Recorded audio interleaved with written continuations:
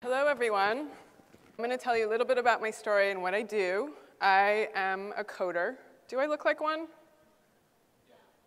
Wow, everybody said yes. Really? What gave that away? I'm really curious. That's really interesting. OK. Well, we're going to talk about social impact in gaming and a little bit about my story. But first, we're going to try and travel back to the 80s, because that's when I grew up. And it's going to be fun. So here we go. So I'm also a gamer. Do I look like a gamer? OK, one person said yes. That's good to know, because usually I get no, and I get blank stares like, what? Like, you're wearing something fashionable. You're a gamer? Wow, OK, interesting. So I'm actually the champion for Miss Pac-Man.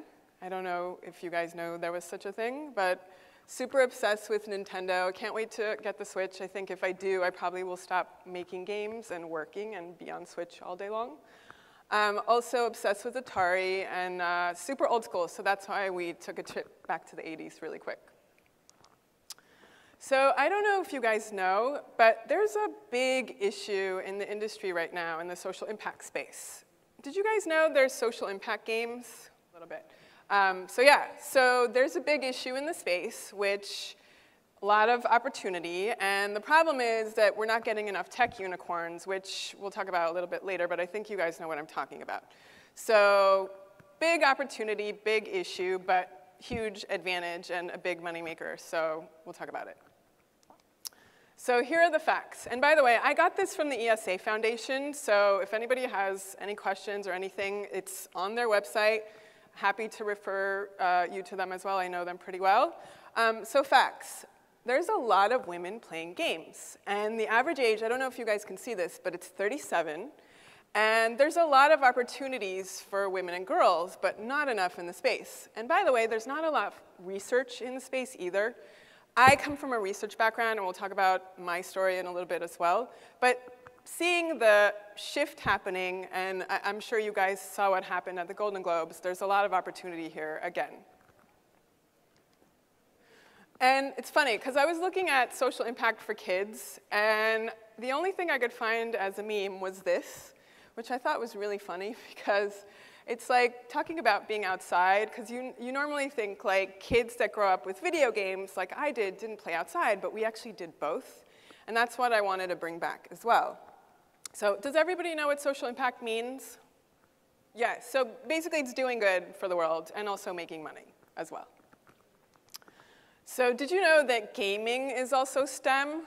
Do you guys know what STEM is, what it stands for? Well, I know, but I'm trying to be engaging here. I know you guys are almost ready to go drinking, and I don't want to keep you, but I wanted to be a little bit more engaging. So, OK, science, technology, engineering, and math. And so there's not a lot of role models in the space, specifically for girls. And I grew up with Barbie, and I used to work there as well. So again, huge, massive opportunity, lucrative business. So only 18% of women are in the computer science space. Why do you think that is? And by the way, when I said I was a coder, I actually learned how to code in elementary school. I went to LAUSD schools here in LA, and I learned how to code through my female computer science teacher in 2nd grade every single day. I learned how to code Fortran initially, and then I started coding other languages when I started Playworks, which we'll talk about as well. So there's a massive issue, again, huge opportunity. So we call it big opportunities and big money as well. I don't know if you guys know, but Megan Smith was the former CTO of the White House. I used to work with her very closely, and she also talked about the massive need for computer scientists. And actually, today, I just saw the news that Google is looking for more IT jobs and coding positions, and they announced a big, I think it was like 200,000 people that they're looking for today in the news. So back to video games. So again, ESA Foundation facts. If you look at in the top 8 best-selling, number 8 is Minecraft.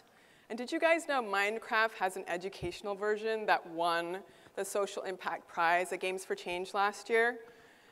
Ironically, it's not on this list, but Minecraft is on there, and we're going to talk about multi-platform and transmedia games as well. So keep that in mind.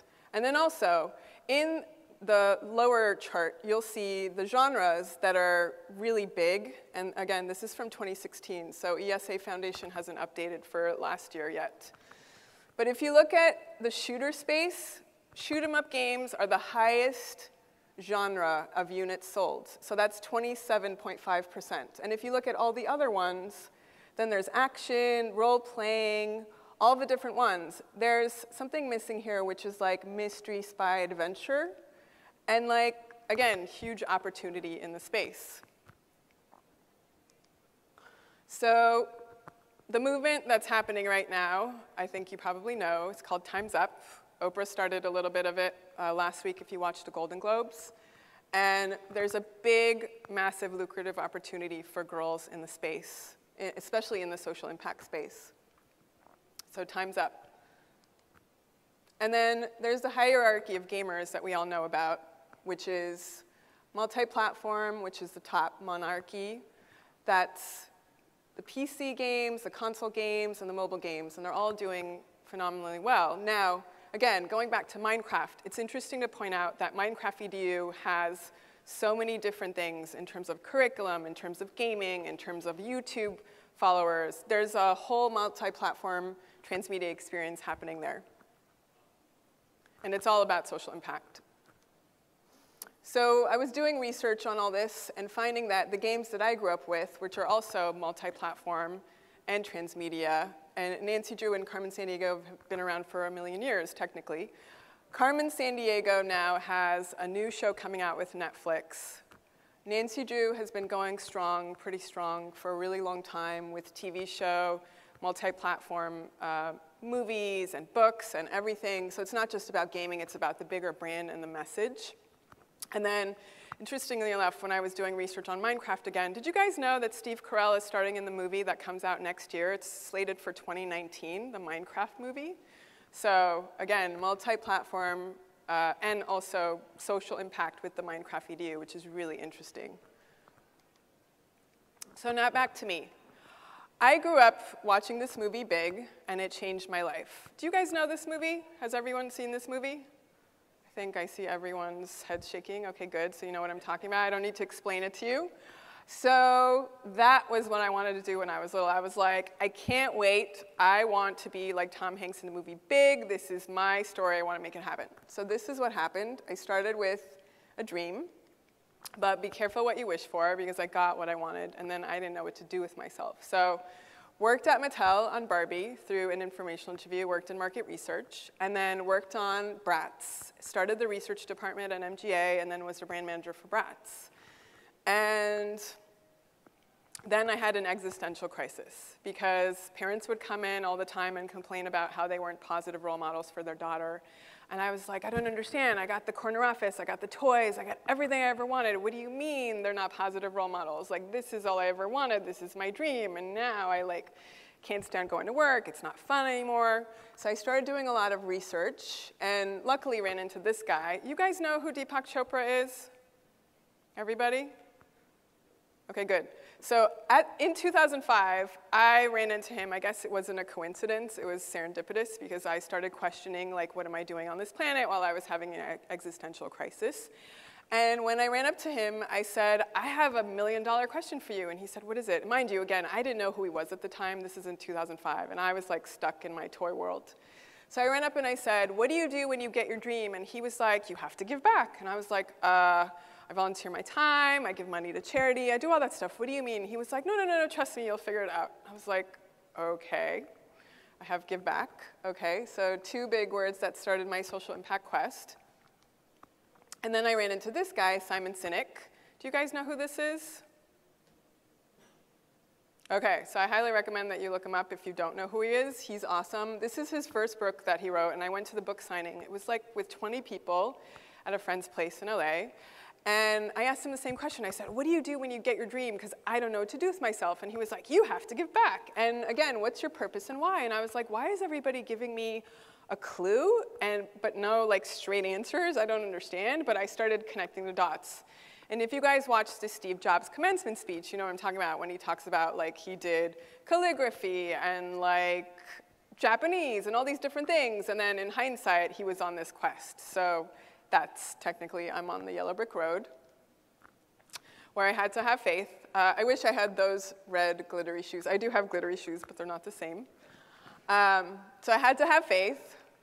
And given that I already technically knew how to code, I mean, it was just one language, Fortran, but like, I was like, okay, so I'm going to go around Silicon Beach and look for a tech co-founder, and I'm going to find one. And I ended up not finding one, and I ended up learning more coding languages like HTML and CSS and JavaScript, which was really fun at the time.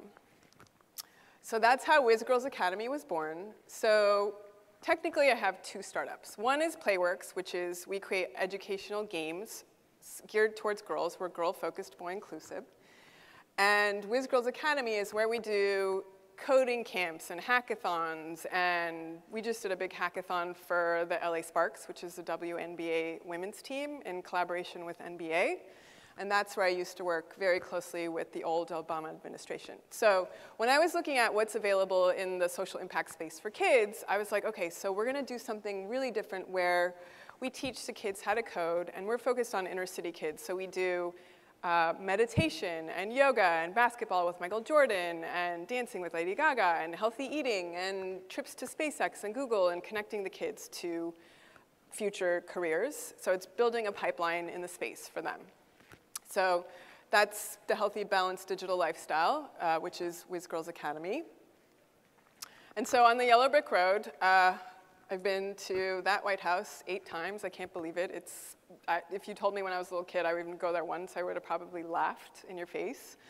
Done about 15 hackathons now, majority in collaboration with the old Obama administration and Mayor Garcetti, and that's Mayor Garcia in Long Beach with, I don't know if you guys know Kane from Kane's Arcade, but that's who I'm standing next to in the middle over there.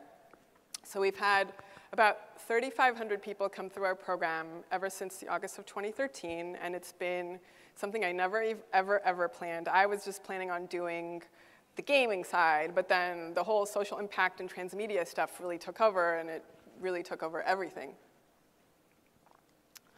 And I was also invited to be honored as the Woman of the Year for the City of LA in 2015, which, again, super surprise. I had no idea it even existed. But I think once you get on the yellow brick road and decide to do good for the world, everybody comes together and helps you make a difference.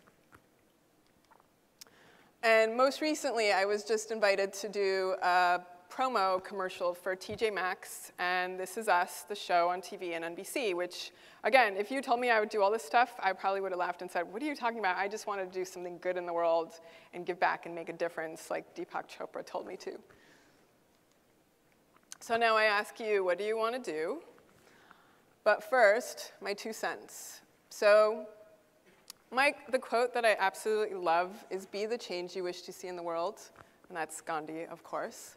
But going back to, since I've had a background working for the 2 biggest girls brands in the world, and one of them I was a brand manager for, which was Bratz, and helping it become a transmedia franchise, it's really easy in a sense to see, like, even though I mentioned there's not enough research in the girl space, even though I mentioned there's not enough that's happening in the kid space right now, I think this is a massive opportunities. And that's why I think you guys should get on board, because obviously massive opportunity equals a lot of big money and a place to do good. So back to my 2 cents. Do research. And research is really important because you have to know your audience. If you want to talk to boys, do research with boys. You don't have to do a fancy focus group. Just get a bunch of them together and ask them questions about what they like and what they don't like. Don't be afraid to ask questions. I think that's the biggest thing. I think talking to kids on their level, I think J.K. Rowling said it really, really well a few years ago. She said, if you talk to kids on their level versus talking down to them, it really makes a difference for them, and it really connects them to your sphere. Play all kinds of games. If you're in the gaming space, obviously there's so much happening with mobile, and now, like I said, the Nintendo Swift. All these things happening, like, it's important to know your space. And he had mentioned Games for Change. Games for Change is huge. It's a great space to be in, and there's a lot happening, and they know a lot about the social impact space as well. So there's a lot happening in that space. A lot of trend and industry analysis. When I was in the toy business, everyone thought, oh my God, you're crazy. Why do you want to get into the educational gaming space? Like, what is there to do there? Like, there's no money there. But I was like, wait, I grew up with, like, Carmen Sandiego, and all these games that were big money. And by the way, have you guys seen Shark Tank, everybody? Yeah? So you know Kevin O'Leary, that was his claim to fame. Carmen Sandiego and the Learning Company was his company that he sold to Mattel. So again, big money. That was like $4 billion for him. Be super clear about your social impact message. The interesting thing about kids these days is they're really, really savvy about all this stuff. They love to recycle. They want to give back. They want to make a difference. So really be clear about your message in the social impact space, and make sure that you provide multi-platform content for them, whatever space they're in, because they're looking for all of it. And there's so many different things out there. Like I said, the shoot 'em up games, there's a massive space in there, and there's a lot of competition, and it's pretty saturated. But the social impact space, there's not too much happening. So big, wide opportunity to make, you know, a lot of money. And may the force be with you, because I'm also a Star Wars nerd. And that's all of my 2 cents for now. I'm happy to answer questions. But again, be the change you wish to see in the world. Super important in the social impact space. And stay tuned for more exciting updates. And your mission, should you choose to accept it, is to join me in this movement to empower more girls with EdTech and STEM. So thank you so much for this opportunity, and any questions? So I have the first question. So what sorts of themes have you seen integrated in games for social impact? Like poverty issues, social justice issues? That's a really good point. So all of it, actually. And then when we've been doing our hackathons with the kids, we do a no holds barred, meaning we give them creative reign to come up with ideas. And we've had kids come up with, can we clean the beach because it's really dirty? Can we help the homeless like find food and shelter and connect them to different people? They're very worried about the water issue. So when we had a drought in LA, they were really seriously concerned about how do we get more water and how do we make that happen? So this is just internal stuff that's happening in my space that I can tell you. I know when I was doing the research on what's currently happening in the social impact space for kids, there's a lot of opportunities that are available there. And I think it's really important to do the research and ask the questions from the kids and see what resonates. But I think when it comes from the kids' mouth, they're super honest, and they'll tell you straight up what they feel, like it or not. So it's the best, research opportunities. Yeah. Hi, so I know earlier you mentioned that only 18% of women are in the computer science space. So with the kids that you're working with now, do you get the indication from them that they may have been deterred from that field because of the way it feels male instead of female? Yes and no. So interesting enough, I mentioned I grew up coding, and I had a female computer science teacher. She never pointed a finger and said, you're a girl, you shouldn't do that, right? So for me, it's a little strange because I grew up with the equality all across the board in the 80s, and even now, I'm like, this is really strange to me. But with the kids, so mostly working with inner city kids, we're girl-focused and boy-inclusive. And if we do girl only, the biggest thing I hear from the girls is we don't have any role models, right? Anyone in the media, anyone in real time telling me, hey, I can do this. If they can see it, they can be it. So it makes a huge difference for them to see a real person doing it, right? And then on the flip side, when we've done girl and boy, the interesting part is I ask the kids on the first day, what do you want to be when you grow up? And I've heard so many times, no holds barred, and this is like shocking to me because every time I even say it, I'm like, ah. Like they say they want to be POs, and I'm like, is that a police officer? I didn't know that. And we were in South Central, and I didn't know what they were talking about, right?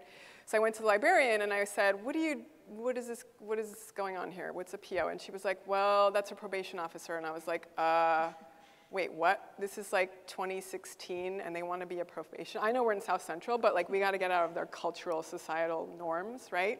So I went back the next day, and I said, all right, here's the deal. How many of you guys know that you can work at Google? And they all raised their hands. They're kind of like, some of them like raise their hand slowly. I'm like, do you guys know if you're a coder at Google, how much money you can make? And they're like, 5,100, they have no clue, right? And then I said, what about this game? They were all about Flappy Bird at the time. And that's the thing, they know everything about gaming. They're all over it, even the girls, like they're all into it. But they don't have enough opportunities for themselves, right? So I was like, you guys can actually be coders. You can create games. You can be graphic art. Like, they just need to know what kind of opportunities are out there. And so by the end of our sessions are like 4 weeks after school, or like a hackathon is a full day. By the end, it's like, oh, forget PO, I want to be a coder, I want to work at Google, because they actually now have the awareness that helps them see the path, right?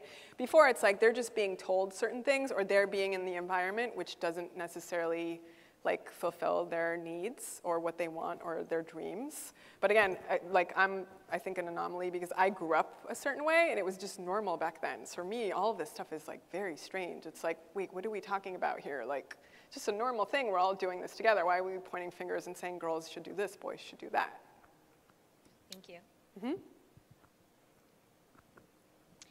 Question, do you know any developer studios that are focused on creating games that are for social impact, though they're also viable games, meaning they monetize? That's a really good question. I'm still looking for those. We should talk about that after.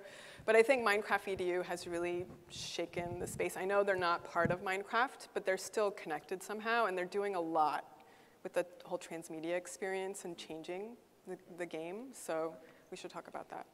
Yeah. I dig it. Okay, well, that's fantastic, Shirin. Thank you very much. Thank you so much.